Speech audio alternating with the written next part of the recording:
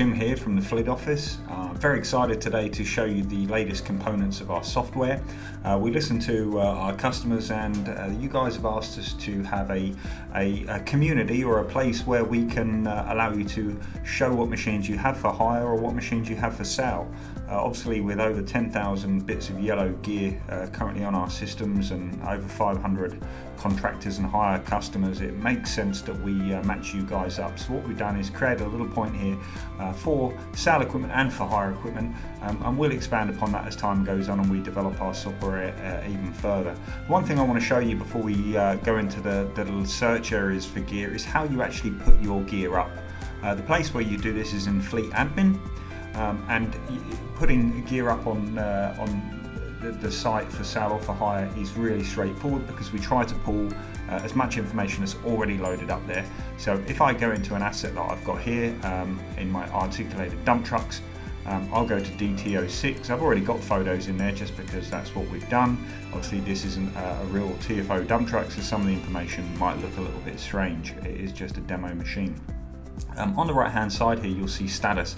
I'm going to change that to for sale, and you'll see a little click box underneath here. You want to hit that checkbox, list publicly on Fleet Center. It is going to ask you some important information. This will display the following: the make, model, description, make sure that they're correct, the hours and kilometers. If you don't have a tracker, make sure you put those in, and any notes you want to put, photos and publicly visible documents. We'll come to that bit in a second.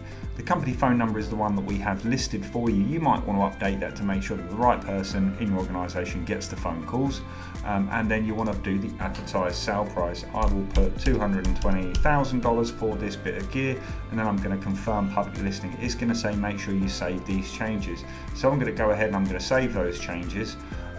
As I said, I put the price in there. If you go to financial details and you want to change that price, just go and change the advertised sale price, or you do have the option here as list as price on application. I want to go back to the asset. The other thing, as I said, I would come back to was the documentation. As it is, these are not publicly visible, and you might want to change that. So I've got a detailed maintenance history report here. I want that to be publicly visible, and I want the summary to be publicly visible. However, my secret stuff document, this might be your financial documents, might be whatever else you store. I'm going to leave this not publicly visible because I don't want the world to see those. They're more of a business document rather than an asset document. I'm going to go ahead and save those changes. I'm already done, and then we'll go in and see what it looks like on the page. I go back to home and I can see my for sale and for hire. I'll click on for sale, and all my assets are thrown up, company A to Z, or I can do date old to new, I can do date new to old. Date new to old, obviously the latest listing is the one we've just done, DTO6. I've got the information, I can make an inquiry, or I can go to my full details, I can flick through the photos, and there's the documentation that I can see there, like the maintenance history, as you can see come up there, with any servicing or pre-starts that have been done throughout the life of that machine. As you can see, you want to inquire, you click that button and it will display your phone number.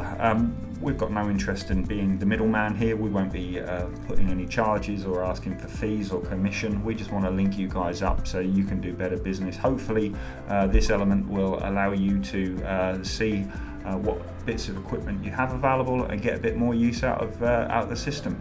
As always, any questions, please fire them back to me or my team and we'll gladly answer them and help you out.